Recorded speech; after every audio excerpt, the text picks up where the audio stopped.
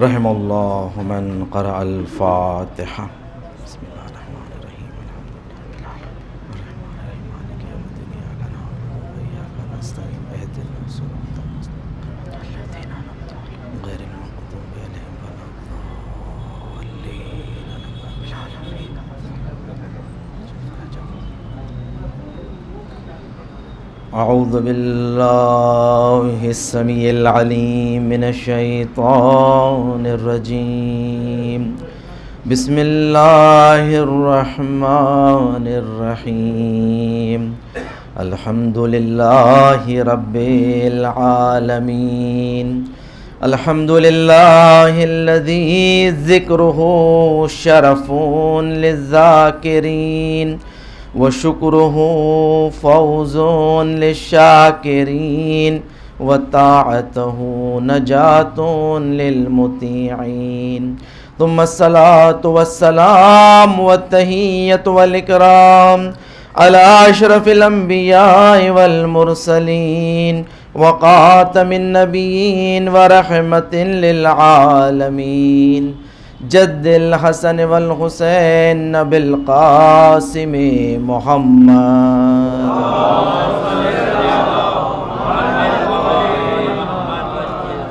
وعلى أهل بيته الطيبين الطاهرين المعصومين المظلومين الذين أذهب الله عنهم الرجس وطهرهم تطهيرا.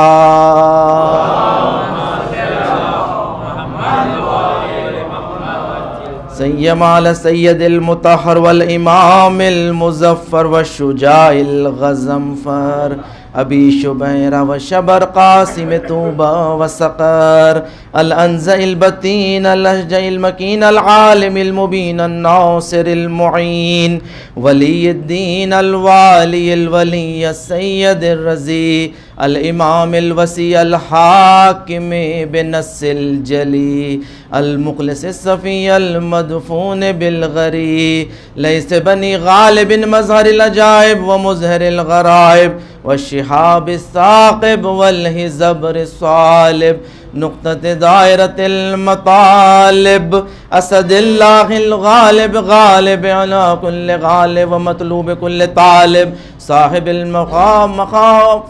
المفاقر والمناقب امام المشارق والمغارب الذي حبه فرض على الحاضر والغائب مولانا ومولى الكونين الامام الثقلين ابي الحسنين يعصوب الدين وقائد غر المحجلين امير المؤمنين علي بن ابي طالب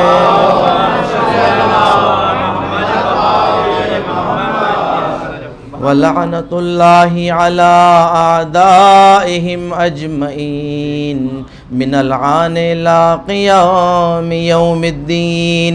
اما بعد فقد قال رسول اللہ صلی اللہ علیہ وآلہ وسلم من مات على حب آل محمد فقد مات شہیدا.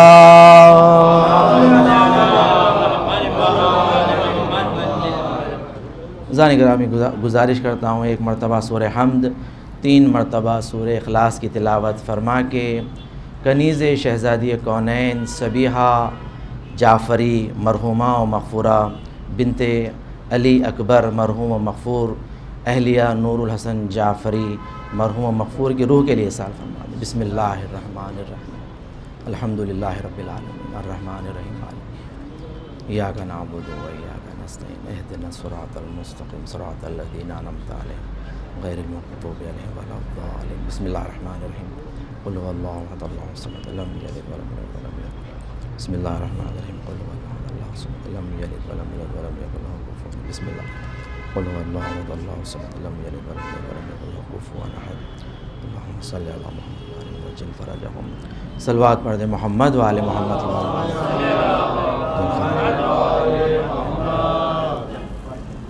ہماری موت بھی بنتی ہے باعث مجلس، ہم اپنی موت بھی نظر امام کرتے ہیں. ہم اہل عشق کا تعلق ہے اس قبیلے سے جہاں کٹے ہوئے سر بھی کلام کرتے ہیں۔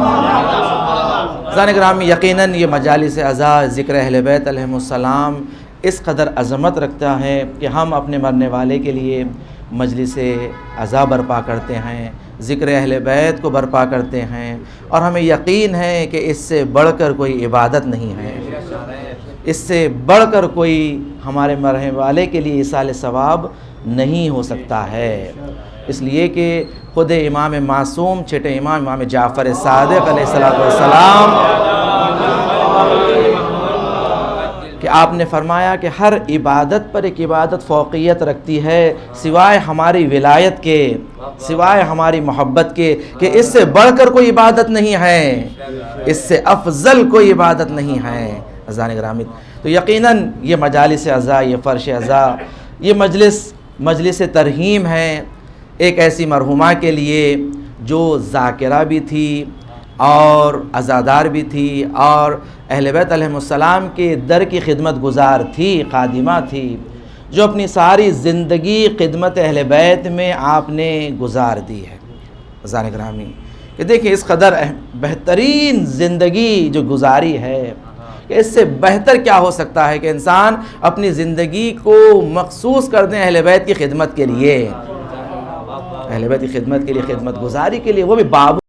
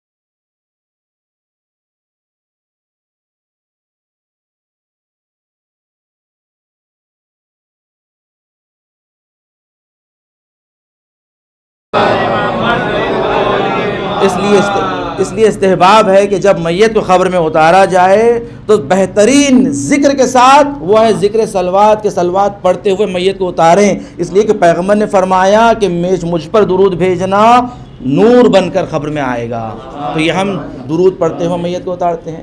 پھر آپ نے فرمایا پل صراط پر نور بن کر رہے گا، کہ جہاں پر راستے میں نور کی ضرورت ہوتی ہے تو وہاں نور جو کام آئے گا آپ کو صلوات کا ذکر کا نور بن کر آئے گا۔ اسی طرح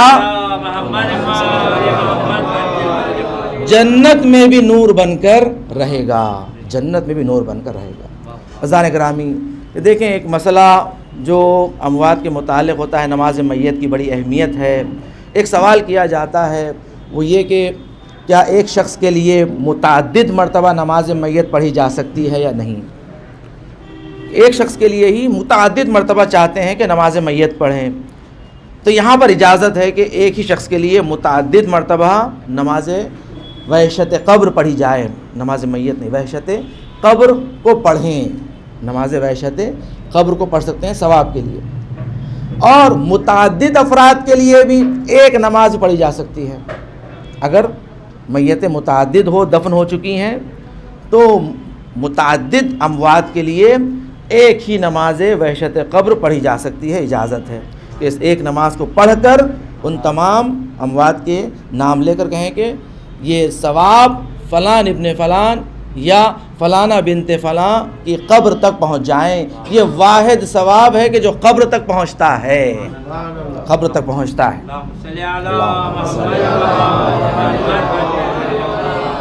نماز وحشت قبر کا ایک اور طریقہ بتایا گیا ہے کہ ایک طریقے سے تو ہم سب واقف ہیں کہ جو آیت الکرسی کے ساتھ پڑھی جاتی ہے، دوسری رکعت میں 10 مرتبہ انا انزلنا۔ دوسرا اور ایک طریقہ ہے نماز وحشت قبر کا، وہ یہ ہے کہ پہلی رکعت میں سورہ حمد کے بعد 2 مرتبہ سورہ توحید، اور دوسری رکعت میں سورہ حمد کے بعد 10 مرتبہ سورہ تکاثر، الہاکم التکاثر کا سورہ 10 مرتبہ پڑھا جائے۔ یہ بھی نماز وحشت قبر کا ایک طریقہ بتایا گیا ہے۔ اور اس کا ثواب یہ ہے کہ روایت میں ہے کہ جب یہ نماز پڑھی جاتی ہے تو قبر میں ملائکہ 70,000 ملائکہ نازل ہوتے ہیں، اور ہر ملک کے ہاتھ میں ایک تشت ہوتا ہے کہ جس میں جنتی نعمتیں ہوتی ہیں، اور جب داخل ہوتے ہیں تو قبر کو اس قدر گشادہ کر دیتے ہیں کہ مشرق سے لے کے مغرب تک، زمین سے لے کے آسمان تک قبر منور ہو جاتی ہے، اور اسے کہا جاتا ہے کہ فلانی نے تمہارے لیے یہ نماز وحشت قبر پڑھی ہے اور اس کا یہ اجر و ثواب ہے۔ صلوات پڑھے محمد وآل محمد۔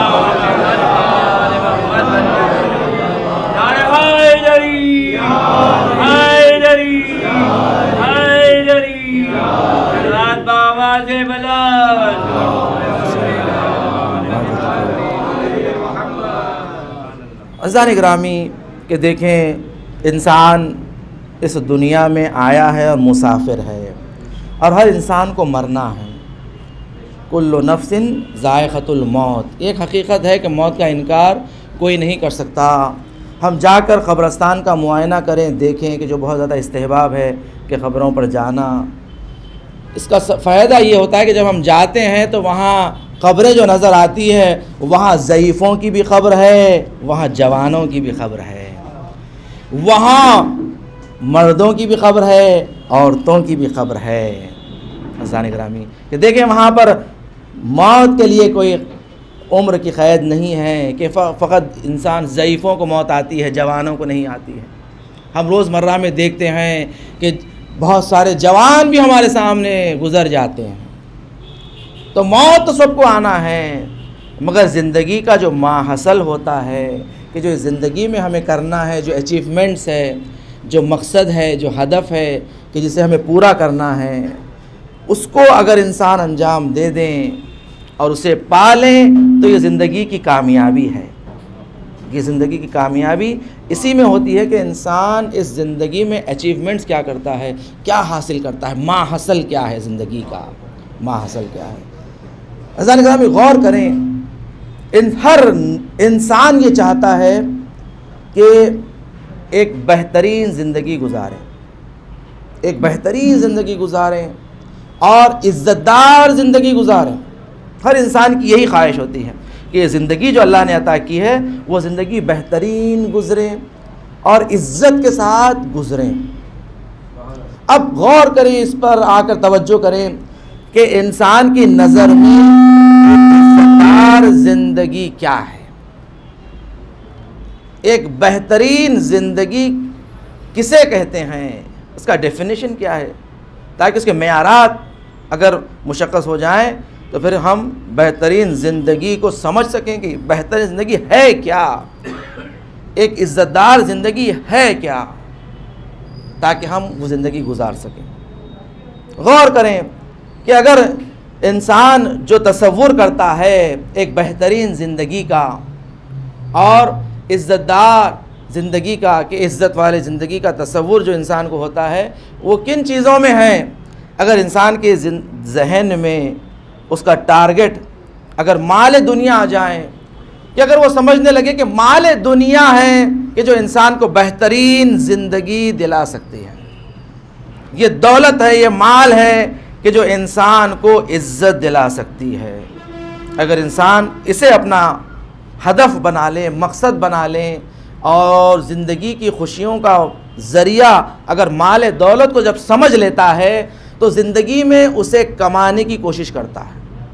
دیکھیں انسان چاہتا ہے کہ یہ اس کے اچیومنٹس ہو جائیں، زندگی کے اچیومنٹس یہ ہو جائیں کہ میں یہاں تک پہنچوں، یہ میرا ٹارگٹ ہے، یہ میرا ٹارگٹ ہے کہ میں صاحب مکان ہو جاؤں، میں صاحب ملک ہو جاؤں، میرے پاس بہترین سے بہترین گاڑی ہو، میرے پاس بہترین سے بہترین وسائل زندگی ہو۔ اس لیے کیونکہ انسان یہ سمجھ رہا ہے کہ زندگی میں یہ چیزیں سکون پہنچاتی ہیں، یہ وسائل سکون پہنچاتے ہیں، اس لیے انسان اس کے پیچھے دوڑتا ہے، مال کے پیچھے دوڑتا ہے۔ اور آپ غور کریں حتیٰ علم بھی جب حاصل کیا جاتا ہے، نالج، تو علم میں بھی اس کا مقصد اور ہدف مال ہوتا ہے۔ کیوں؟ کیونکہ اس کے ذہن میں جو اچیومنٹ ہے وہ ہے مال دنیا۔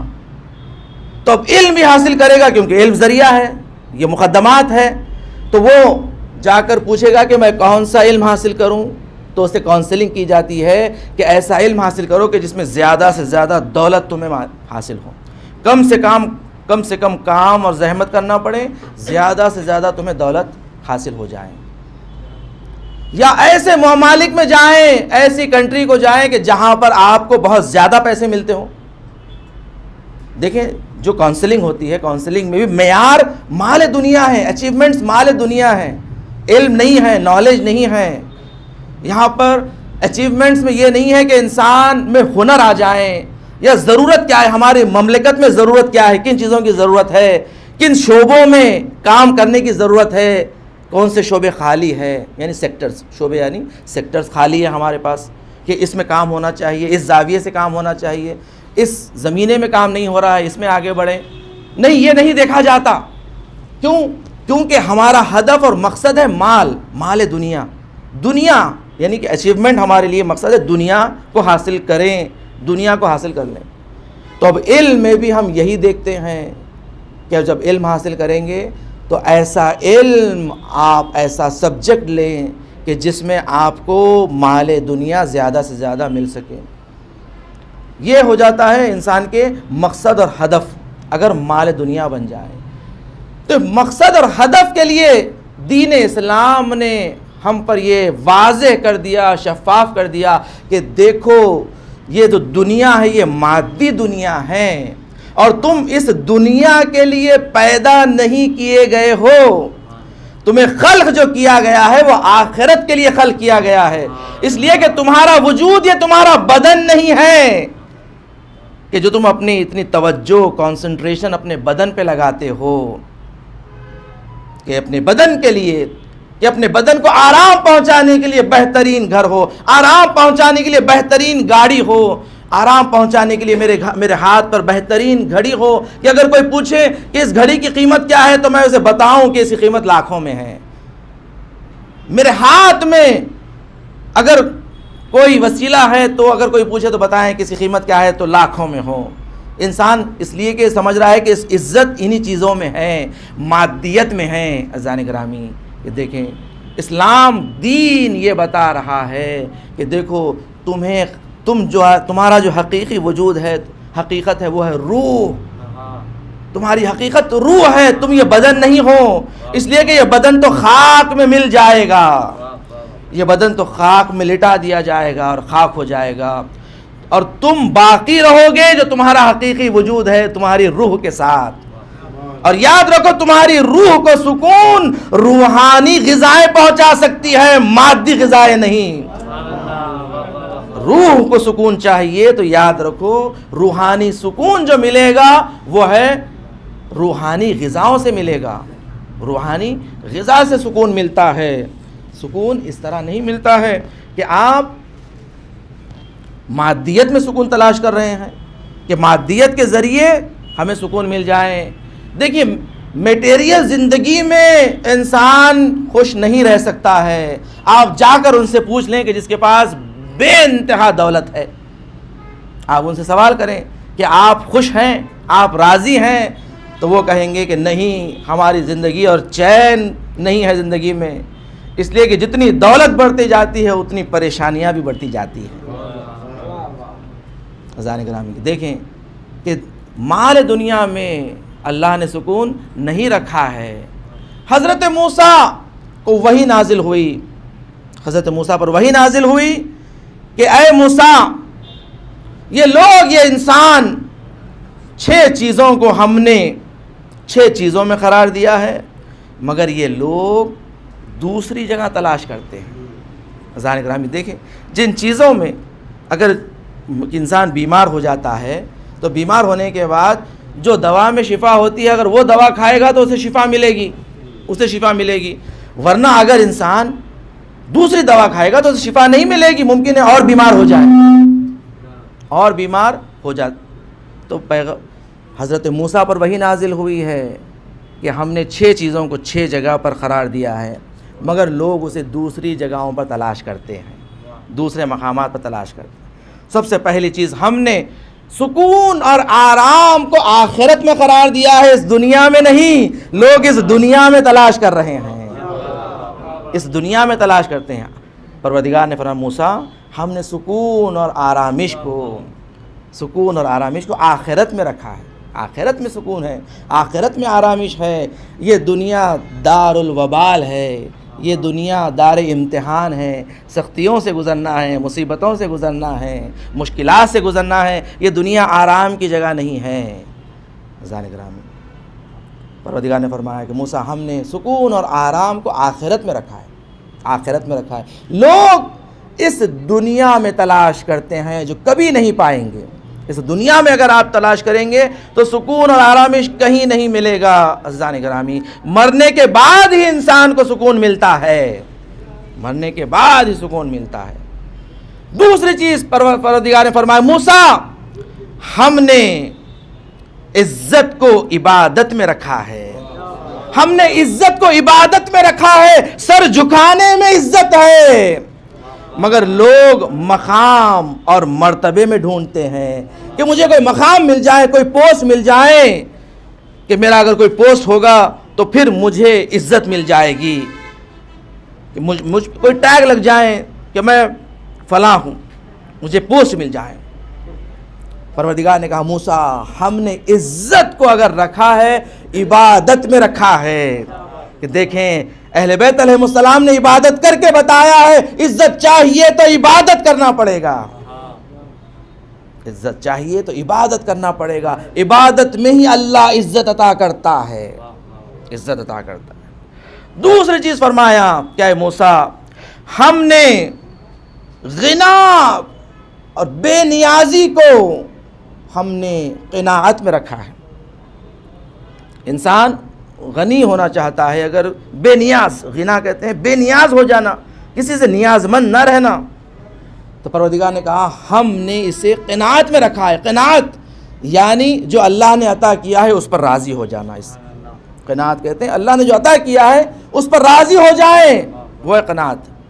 جب انسان قانع ہو جاتا ہے اللہ کی دی ہوئی نعمتوں پر، اللہ اسے غنی بنا دیتا ہے، وہ غنی ہو جاتا ہے، بے نیاز ہو جاتا ہے۔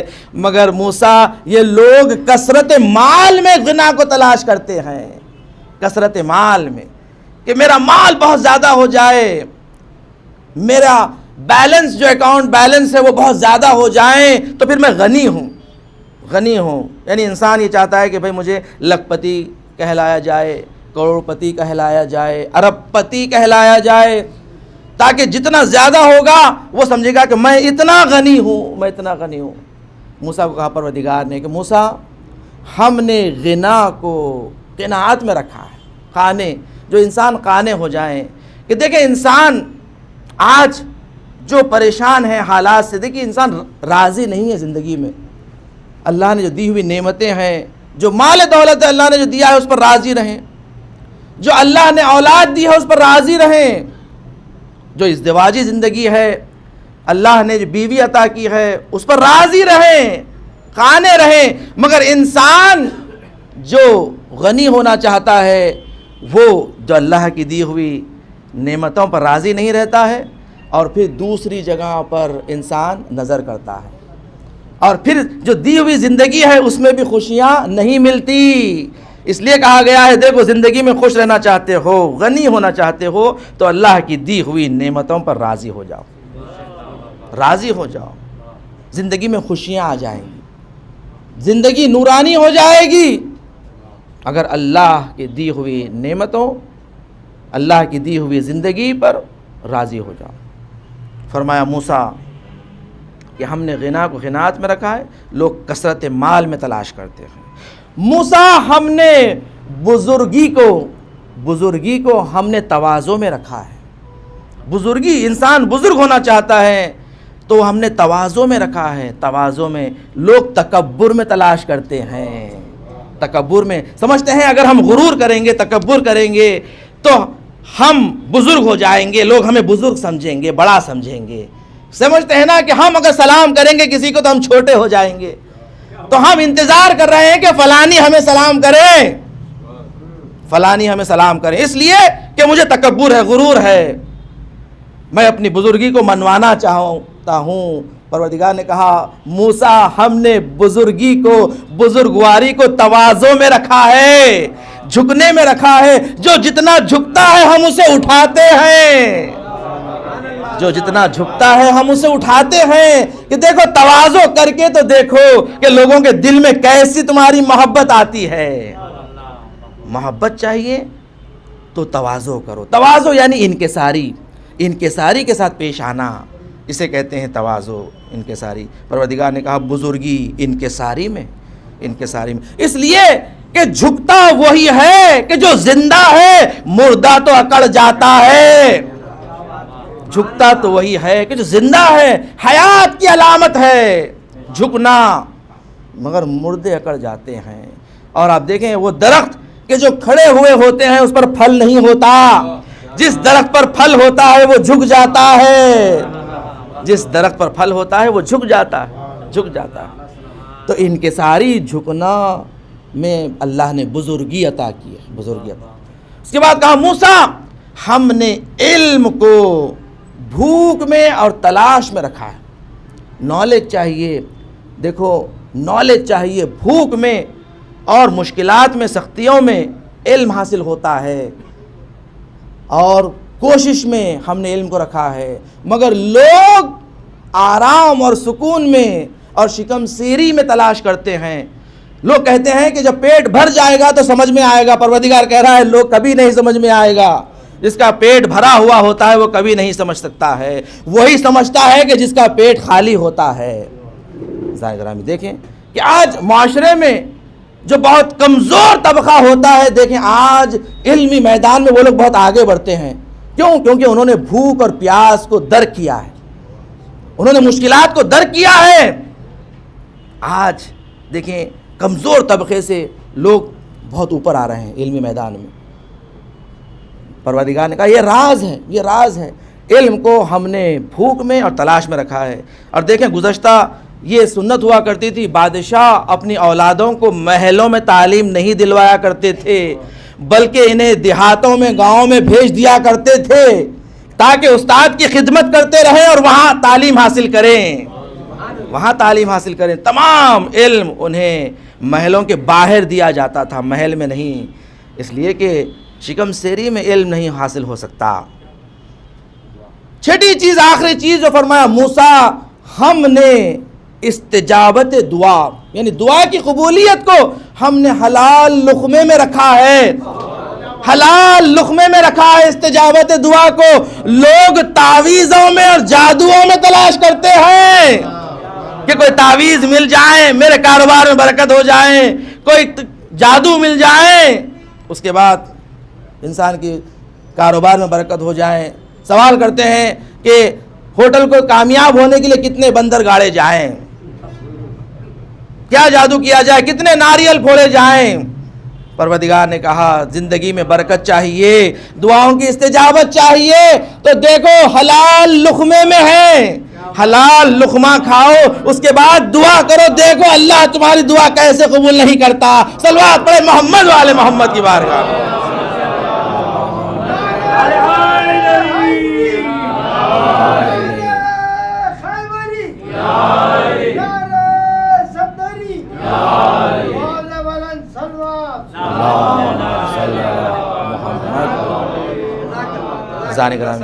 کہ دیکھیں زندگی کو ہم کیسے دیکھ رہے ہیں کہ ہماری نظروں میں عزت کیا ہے، بزرگی کیا ہے، اور ایک اچھی زندگی کیا ہے۔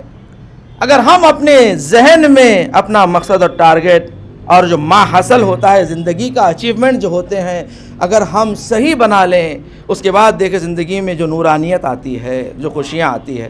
عزیزان گرامی دیکھیں زندگی کے اچیومنٹس وہ ہوتے ہیں کہ جب انسان موت کے قریب پہنچ جائے تو اسے جب اس کے سامنے لایا جائے تو دیکھ کر خوش ہو جائیں، اسے کہتے ہیں زندگی کا ما حاصل، کہ جب موت آئے تو موت کے قریب اسے دیکھ کر خوش ہو جائیں۔ اب دیکھیں کہ جو لوگ جنہوں نے اپنی زندگی کے اچیومنٹس کو مال قرار دیا، دنیا قرار دیا، یا دنیا کی تعلیم کے ڈگری سند قرار دے دیے ہیں، موت کے قریب ان کے سامنے وہ لے کر جائیں، بینک بیلنس کی بک لے کر چلے جائیں کہ دیکھیے آپ کے بینک میں اتنا اکاؤنٹ ہے، مرنے والا کیا سکون پہنچے گا اسے؟ اس کے سامنے اگر ساری دولتیں، اس کی ملکیت کے سارے کاغذات اس کے سامنے رکھ دیے جائیں موت کے قریب، دیکھیں کیا اسے سکون ملے گا؟ اس کے سامنے اس کی سندیں، ڈگریز رکھ دیں کہ آپ نے اتنی مرتبہ پی ایچ ڈی کی ہے، اتنے ڈاکٹریٹ آپ نے حاصل کیے ہیں دنیا میں، زندگی میں ساری زندگی آپ نے اس پر لگا دی، بتائیں کہ آپ کو سکون مل رہا ہے؟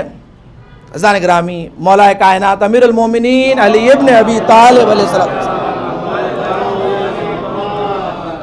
آپ نے فرمایا موت کے قریب انسان کے سامنے تین شکلیں مصور ہو جاتی ہیں، مجسم ہو کر آ جاتی، تین شکلیں۔ سب سے پہلی شکل مال دنیا، مال دنیا، اس لیے کہ انسان کی زندگی کے جو اچیومنٹس انسان بناتا ہے انہی میں سے ایک اچیومنٹ مال دنیا ہوتا ہے۔ مال دنیا مجسم ہو کر اس کے سامنے آ جاتی ہے مرنے سے پہلے، اور مال دنیا سے یہ سوال کرتا ہے کہ اب میں موت کے قریب ہوں، بس مجھے موت آنے والی ہے، بتا کہ میں نے اپنی زندگی میں تجھے اپنا مقصد حیات بنایا تھا، تجھے حاصل کرنے کے لیے میں نے ساری زندگی کو میں نے لگا دیا، بتا کہ اب تو میرے لیے کیا کر سکتا ہے؟ تو مال دنیا انسان سے، مرنے والے سے کہتی ہے کہ بس اتنا کر سکتی ہوں کہ اپنے مال سے تیرے کفن کا انتظام کر دوں، بس میرے مال، تیرے مال سے جو نے جو کمایا تھا، اب تیرے مال سے فقط تجھے کفن ہی ملے گا، بس کفن ہی ملے گا۔ دوسری مصور جو مجسم ہو کر انسان کے سامنے آ جاتی ہے وہ ہے اولاد۔ عزیزان گرامی انسان اولاد سے بڑی محبت کرتی ہے، انسان اولاد کے لیے ساری زندگی کو گوا دیا، اولاد کے لیے کہ ان کی خوشیاں نصیب ہو جائیں۔ اولاد سے مرنے والا پوچھتا ہے کہ بتاؤ کہ تم ہمارے لیے کیا کر سکتے ہو؟ ہم نے ساری زندگی تمہاری خوشیوں کے لیے گوا دی، ختم کر دی۔ اولاد کہتی ہے مرنے والے سے کہ ہم اتنا کر سکتے ہیں کہ آپ کے جنازے کو قبرستان تک پہنچا دیں، بڑے عزت و احترام کے ساتھ۔ عزیزان گرامی مولا کائنات فرما رہے ہیں حدیث کلام کہ اولاد مجسم ہو کر جب آتی ہے مرنے والے کے سامنے اور وہ سوال کرتا ہے تو اولاد کہتی ہے کہ ہم آپ کا جنازہ بڑے احترام سے قبرستان تک پہنچا دیں گے اور دفن کر دیں گے۔ تیسری شے کی جانب جب انسان مرنے والا متوجہ ہوتا ہے وہ ہے اس کے اعمال، اس کے اعمال اور کردار جو اس دنیا میں اس نے انجام دیا۔ ایک مرتبہ اعمال کی طرف متوجہ ہو کر کہتا ہے کہ میں نے تیری طرف زندگی میں کبھی توجہ نہیں دی، موقع ملا تو نیک اعمال کر دیے، توفیق ملی تو کر دیا، مگر تیری جانب توجہ نہیں تھی، یعنی زندگی میں اچیومنٹ میں نے تجھے نہیں بنایا۔ میں نے زندگی میں تجھے مقصد نہیں بنایا، بتا اب تو میرے لیے کیا کر سکتا ہے؟ وہ اعمال مرنے والے سے کہتی ہیں کہ تو پریشان نہ ہونا، کہ دنیا میں بھی میں تیرے ساتھ تھا، قبر میں بھی تیرے ساتھ رہوں گا، یہاں تک کہ تجھے جنت تک پہنچا دوں۔ صلوات پڑھے محمد والے محمد کی بارگاہ میں۔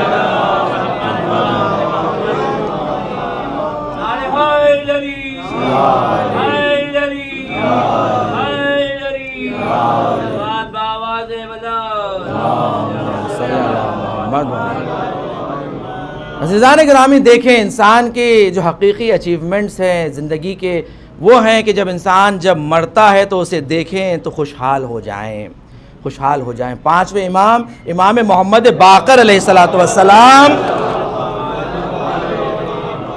آپ فرماتے ہیں کہ یاد رکھو جو بھی اس دنیا میں مرتا ہے وہ ہمیں دیکھے گا، جو بھی مرتا ہے وہ ہمیں دیکھے گا۔ جو ہم پر چاہنے والا ہوتا ہے، ہمارا چاہنے والا ہوتا ہے، ہماری ولایت کا اقرار کرنے والا جب ہمیں دیکھتا ہے تو خوشحال ہو جاتا ہے، چہرے پہ مسکراہٹ آ جاتی ہے کہ مولا زندگی بھر آپ کی خاطر، آپ کی محبت کی خاطر زندگی گزاری، آپ پر ایمان رکھتا تھا۔ مولا فرماتے ہیں کہ ہمارا چاہنے والا جب ہمیں دیکھے گا خوشحال ہو جائے گا، خوشحال ہو جائے گا۔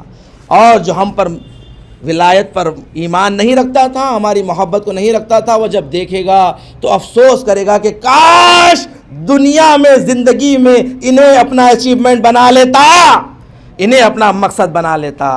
اذان گرامی، بس جس حدیث کو میں نے سرنامہ کلام قرار دیا، من مات علی حب آل محمد فقد مات شہیدا، کہ دیکھو جو حب آل محمد پر مرتا ہے وہ شہید مرتا ہے۔ شہید کے معنی کیا ہے؟ شہید کے ایک معنی تو راہ خدا میں مر جانا ہے، خون بہا دینا ہے۔ شہید کے حقیقی معنی ہے گواہ کے، شہید کے معنی ہے شہادت دینے والا، شہید یعنی شہادت دینے والا، گواہ رہے گا۔ مولا فرما رہے جو ہماری محبت پر مرے گا، جب اس دنیا سے جائے گا تو پہلے گواہ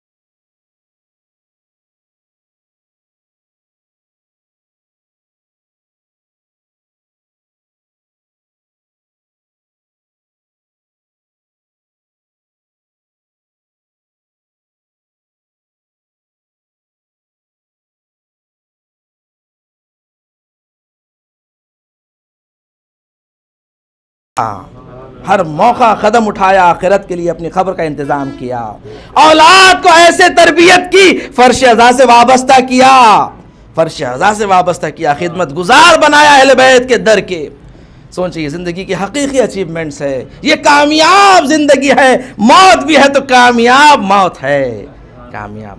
اذان گرامی، اس واقعے کو شیخ عباس قمی نے مفاتیح الجنان میں نقل کیا ہے، کیونکہ خادمہ اہل بیت در اہل بیت علیہ السلام تھی، اس لیے خادم اہل بیت کا واقعہ ہے، شیخ عباس قمی نے مفاتیح الجنان میں بیان کیا ہے۔ اس واقعے کو، حاج عباس رشتی کا مشہور واقعہ ہے، بہت مشہور، مفاتیح الجنان میں سے ذکر کیا ہے مفصل کہ اس واقعے کو آیت اللہ سید عباس کاشانی نقل کرتے ہیں کہ جو نماز پڑھایا کرتے تھے، امام جماعت تھے، حرم میں مولا ابا عبداللہ الحسین کے حرم میں صحن میں آپ نماز پڑھایا کرتے تھے، وہ نقل کر رہے ہیں کہ ایک مرتبہ شیخ عباس رشتی جو ایران کے رہنے والے تھے، یہ اپنے ایران سے آ کر کربلا میں رہنے لگے اور اس کے بعد زندگی گزارا کرتے تھے سادگی کے ساتھ، اور حرم میں جس قدر ہو سکتا تھا خدمت کرتے، فرش بچھاتے، جانماز بچھایا کرتے اور عزاداروں کو پانی پلایا کرتے تھے، ساری زندگی اس طرح گزارتے تھے۔ جب بھی آیت اللہ سید عباس کاشانی سے ملاقات کرتے، بہت تواضع کے ساتھ، انکساری کے ساتھ خدمت گزاری کرتے اور ہمیشہ حشاش و بشاش ملاقات کیا کرتے تھے سب سے۔ کرتے ہیں کہ ایک مرتبہ جب یہ اپنے گھر سے باہر نکلے تو ایک شخص نے ان سے سوال کیا کہ آپ حاج عباس رشتی کو پہچانتے ہیں؟ تو انہوں نے کہا کہ ہم نے کہا ہاں ہم پہچانتے ہیں، حاج عباس رشتی کو پہچانتے ہیں۔ کہا وہ بہت بیمار ہے، علیل ہے، اس وقت اپنے بیماری کے بستر پر پڑے ہوئے ہیں، کہ آپ لوگ جائیں، جا کر ان کی عیادت کر لیں۔ انہوں نے کہا کہ ہاں ٹھیک ہے، ہم ایک مجلس میں جا رہے ہیں، واپسی میں ہم ان کی عیادت کر لیتے ہیں۔ اس نے کہا کہ نہیں، بہت بیمار ہے، شاید واپسی تک وہ زندہ بھی نہ رہیں۔ انہوں نے کہا کہ چلو ہم فوری چلتے ہیں، ان کی عیادت کر لیتے ہیں حاج عباس رشتی کی۔ کہتے ہیں ہم آنے کے بعد ایک چھوٹا سا ایک کمرہ تھا جس کمرے میں وہ رہا کرتے تھے، اس کمرے میں تخت پر یہ پڑے ہوئے ہیں۔ ہم داخل ہوئے، داخل ہونے کے بعد سلام کیا ہم نے کہ حاج عباس رشتی سلام ہو تم پر، مگر وہ جواب نہیں دے پائے، اس لیے کہ بالکل سکرات موت کی حالت میں ہے، کہ بس ایسی حالت ہے کہ بس اب روح جسم سے پرواز کر جائیں۔ ہم ان کے اطراف بیٹھ گئے، بیٹھنے کے بعد ایک دوسرے کو تلقین کرنے لگے کہ دیکھو ایک وقت ہمارا بھی ایسے آنے والا ہے، ہم بھی دنیا سے گزر جائیں گے، کہ دیکھو یہی موت ہے، حقیقت ہے۔ اس کے بعد انہوں نے کہا کہ میرے دل میں ایک مرتبہ آیا کہ دیکھو دو موقع ایسے ہیں کہ اہل بیت کے مصائب بہت کام آتے ہیں، ایک موت کے وقت اور دوسرے قبر میں جب جنازہ اتارا جاتا ہے۔ یہ دو موقعوں پر مصائب سید الشہداء بہت کام آتے ہیں۔ کہا چلو آؤ ہم ان کے لیے کچھ مصائب پڑھتے ہیں۔ مصائب، ذاکر اہل بیت وہاں موجود تھے، کہا تم کچھ مصائب پڑھو۔ کہا بس انہوں نے مصائب شروع کیے تھے، کچھ مرثیے کے بند پڑھنے لگے۔ ایک مرتبہ جو عباس رشتی جو بستر پر ایسے لیٹے ہوئے تھے کہ جواب سلام بھی نہیں دے پا رہے تھے، ایک مرتبہ وہ اٹھ کر بیٹھ گئے، بیٹھنے کے بعد اب سلام دینے لگے، السلام علیکہ یا رسول اللہ، آپ پر میرا سلام ہو، السلام علیکہ یا امیر المومنین، آپ پر میرا سلام ہو، شہزادی آپ پر میرا سلام ہو، شہزادی آپ اس غریب کو لینے آئی ہے۔ ایک کے بعد ایک سارے اماموں کو سلام کرتے رہے، یہاں تک کہ جب 12ویں امام کو سلام کیا، کہا مولا آپ کے دیدار کے لیے ترس گیا، مولا آپ کے دیدار کے لیے ترس گیا، مگر آپ نے موت سے پہلے اپنی زیارت کروا دی، مولا آپ پر سلام ہو، آپ نے اس حقیر کو اتنا احترام دیا۔ یہ کہنے کے بعد ایک مرتبہ بستر پر لیٹ گئے، لیٹنے کے بعد ان کے بدن سے روح پرواز کر گئی۔ سید عباس کاشانی کہتے ہیں کہ ہم نے دیکھا ایک مرتبہ یہ سارا نظارہ ہمارے سامنے ہو رہا ہے، نہ کوئی خواب ہے نہ عالم میں خواب میں ہم نے، بلکہ حقیقت میں ہم نے دیکھا کہ جو اہل بیت کے احادیث موجود تھے ہمیں یقین تھا، مگر ہمارے سامنے حاج عباس رشتی نے 14 معصومین کو سلام کیا ہے، اس کے بعد وہ مر گئے۔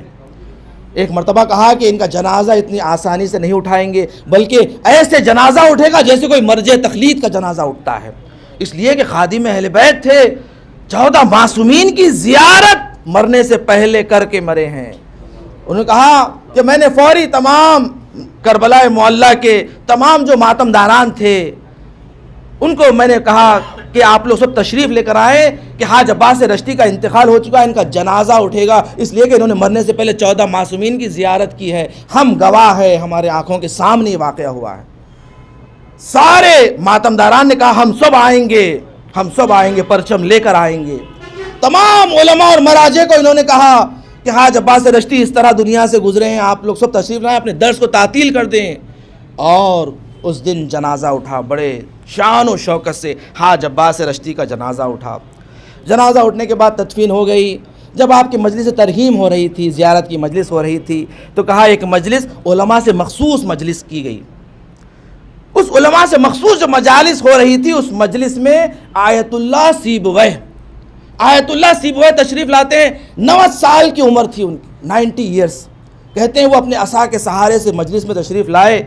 لانے کے بعد مجھ سے انہوں نے کہا کیا مجھے اجازت ہے کہ میں چند کلمے جا کر ممبر پر مجلس پڑھوں؟ ہم نے کہا ہاتھوں کو بند کر، آقا آپ ہمارے بزرگوار ہیں، اگر آپ مجلس پڑھیں گے ہمارے لیے عزت و افتخار ہے، آپ پڑھیں۔ کہا ممبر پر آتے ہیں۔ آنے کے بعد انہوں نے کہا کہ لوگوں دیکھو تم لوگ جانتے ہو کہ میں اہل ممبر نہیں ہوں، میں مجالس نہیں پڑھتا، مگر میں نے جو خواب دیکھا ہے وہ خواب تمہارے سامنے بیان کرنا چاہتا ہوں۔ بس خواب یہ ہے کہ جب آیت اللہ سید عباس کاشانی نے مجھے ٹیلی فون کر اطلاع دی کہ حاج عباس رشتی جو خادم حسین تھا وہ دنیا سے گزرا اور اس طرح 14 معصومین کی زیارت کر کے مرا ہے، تو میں نے جیسے ٹیلی فون رکھا ایک مرتبہ میرے آنکھوں سے آنسو رواں ہوئے اور یہ دل میں تمنا پیدا ہوئی، مولا کیا اس حقیر بھی جب اس دنیا سے گزرے گا کیا 14 معصومین کی زیارت نصیب ہوگی؟ اس لیے کہ ہر کسی کے لیے 14 معصومین نہیں آتے ہیں، ہر کسی کے لیے نہیں آتے ہیں۔ کہا مولا کیا اس حقیر کی بھی اتنی اوقات ہے کہ جب مرے گا تو 14 معصومین کی زیارت ہو جائے؟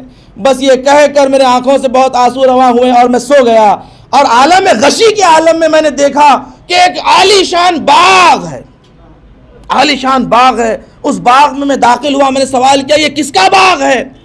وہاں پر خادمین نے کہا، فرشتوں نے کہا یہ حاج عباس رشتی کا باغ ہے۔ جب میں نے پوچھا حاج عباس رشتی کا باغ ہے، میں نے دیکھا کہ ایک حکومت چل رہی ہے حاج عباس کی، ایک تشکیلات ہے، خادمین ہیں۔ ایک مرتبہ جب حاج عباس رشتی کے قریب گیا تو دیکھا حاج عباس رشتی اب جوان ہو چکے ہیں، نورانی چہرہ ہے۔ میں قریب گیا، جا کر میں نے پوچھا حاج عباس رشتی مرنے کے بعد کیسے حالات ہوئے ہیں، کیسا گزرا؟ حاج عباس نے کہا کہ جیسے ہی میں دنیا سے گزر گیا، گزرنے کے بعد میری میت کو قبر میں دفن کر دیا گیا۔ دفن کرنے کے بعد جب لوگ چلے گئے تو قبر میں مولا تشریف لائے، لانے کے بعد کہا صلوات پڑھ دے محمد والے مولا سید الشہداء تشریف لائے۔ لانے کے بعد کہا حاج عباس رشتی ہم تمہیں جانتے ہیں، تم ہمارے خادم ہو، تم خادم ہو، تم خدمت کیا کرتے تھے، ہم اپنے خادمین کو نہیں بھولتے، ہم فراموش نہیں کرتے، ہم آئے ہیں تمہاری مدد کے لیے۔ انہوں نے میرا ہاتھ پکڑا، ہاتھ پکڑ کے یہ باغ میں لائے، لا کر مجھے باغ میں چھوڑ دیا، کہا حاج رشتی قیامت تک یہاں اس باغ میں رہنا، یہ برزخ کے باغوں میں سے ایک باغ ہے، یہاں پر زندگی گزارنا، قیامت میں پھر ہم آئیں گے حاج رشتی، آ کر تمہیں اپنے ساتھ جنت میں لے جائیں گے، ہم اپنے خادموں کو فراموش نہیں کرتے ہیں۔ یہ کہہ کر مجھے یہ باغ میں امام نے چھوڑ دیا اور چلے گئے۔ اس کے بعد کہا آیت اللہ سیبویہ نے کہ اس کے بعد حاج عباس رشتی نے مجھ سے کہا کہ جب دنیا میں جاؤ، جا کر لوگوں کو یہ بتاؤ کہ دیکھو کسی کے در پر جانے کی ضرورت نہیں ہے، ابا عبداللہ الحسین ایسی ملکیت رکھتے ہیں، ایسی حکومت رکھتے ہیں کہ دیکھو بس مولا ابا عبداللہ الحسین کا در نہ چھوڑنا، ان کے غلام بن جانا، ان کے خادم بن جانا۔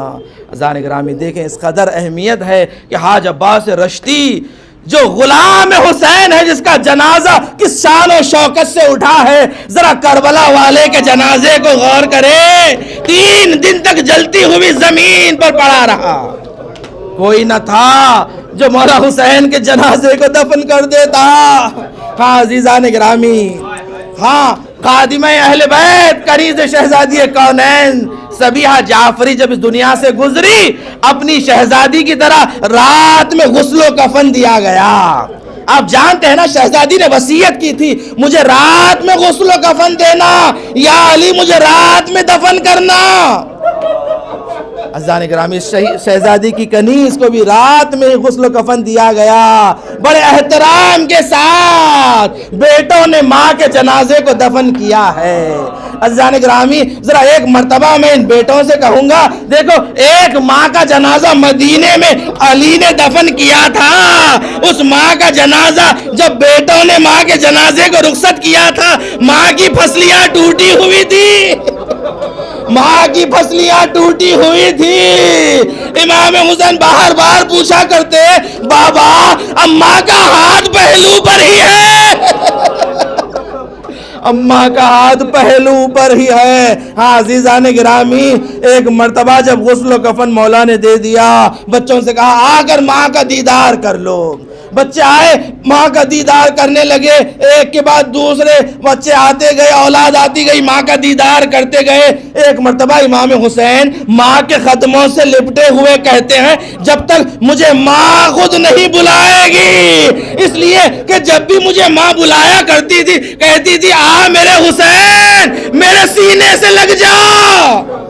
ایک مرتبہ امام حسین نے کہا جب تک ماں اس طرح نہیں بلائے گی حسین نہیں آئے گا۔ تاریخ کہتی ہے بندے کفن ٹوٹے، سیدہ کے دو ہاتھ برآمد ہوئے، کہا حسین آ میرے گلے لگ جا۔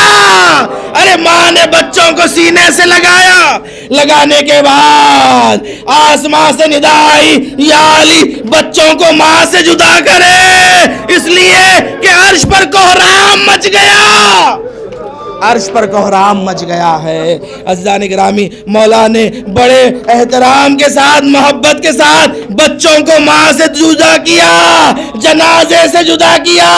ارے ایک جنازہ کربلا میں بھی تھا، ارے 3 سال کی سکینہ باپ کے جنازے سے لپٹے گریا کر رہی ہے، مگر کیسے جدا کیا گیا؟ ارے تازیانے مارے گئے، تماچے مارے گئے، سکینہ کو باپ کے جنازے سے جدا کیا گیا۔ ہاں عزیزان گرامی، یہ عاشور خانہ قمر بنی ہاشم کا ہے۔ ہاں جانتے ہیں نا کہ جب قافلہ مدینے سے کربلا کی جانب رخصت ہو رہا تھا، ایک مرتبہ میرے انیس نے مرثیے میں لکھا کہ جب امام حسین قبر ماں پر آئے، آ کر الوداع کہا تو ایک مرتبہ قبر سے ندا آئی، ہاں بلاؤ میرا باس دلاور ہے کدھر، وہ فدا ہے میرے بچے پہ میں صدقے اس پر، شکم غیر سے گو ہے پر میرا ہے پسر، یہ صدا سن کے برادر کو پکارے سرور، ابھی رہوار کو آگے نہ بڑھاؤ بھائی، یاد فرماتی ہے اماں ادھر آؤ بھائی، آکے عباس نے سر رکھ دیا بائی نے مزار، آئی زہرا کی صدا میں تیری غربت کے نثار، اپنے پیاروں کے برابر میں تجھے کرتی ہوں پیار، دھیان بھائی کی حفاظت کا رہے اے دلدار، کوئی غربت میں اسے مار نہ ڈالے بیٹا، میرا شبیر ہے اب تیرے حوالے بیٹا۔ ہاں عزیزان گرامی، عباس کے حوالے علی نے بھی کیا، فاطمہ نے بھی کیا۔ ارے عباس کے جب تک ہاتھ سلامت تھے حسین پر کوئی آنچ نہیں آئی، جب عباس کے بازو قلم ہو گئے، عباس کا قلم لے کر مولا جب خیمے میں واپس آئے، سکینہ نے کہا بابا اب سکینہ کو پیاس نہیں لگ رہی ہے، بابا چچا سے کہے واپس آ جائے۔ ارے حسین نے عباس کے پرچم کو سکینہ کے حوالے کر دیا، کہا اب تیرا چچا دنیا میں باقی نہ رہا۔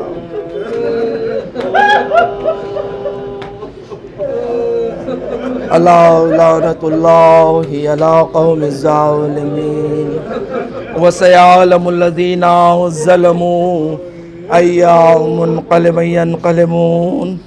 بارہا پروردگارہ ہم سے ذکر قلیل کو قبول فرما، پروردگارہ ہمیں کوئی غم نہ دے سوائے غم اہل بیت کے، پروردگارہ مرحومہ کو درجات عالیہ نصیب فرما، جوار معصومین میں جگہ عنایت فرما، شفاعت مادر حسین نصیب فرما، پروردگارہ مرحومہ کے فرزندان کو صبر جمیل عنایت فرما، پروردگارہ انہیں کوئی غم نہ دے سوائے غم حسین کے، پروردگارہ ہم میں جو بیمار علیل ہے جو التماس سے دعا کہی ہے، پروردگارہ ان مصائب کے صدقے میں، ناسوں کے صدقے میں شفاء کاملہ و عاجلہ عنایت فرما، تمام مومنین کو شر کرونا وائرس سے حفاظت فرما، پروردگار دنیا میں جہاں جہاں مومنین و مومنات ان کی جان و مال عزت و آبرو دین و ایمان کی حفاظت فرما، مقامات مقدسات کی حفاظت فرما، جنت البقیع کی تعمیر دیکھنا نصیب فرما، علماء اعلام مراجع کرام کا سایہ ہمارے سروں پر قائم و دائم فرما، دشمنان اہل بیت دشمنان اسلام کو نیست و نابود فرما،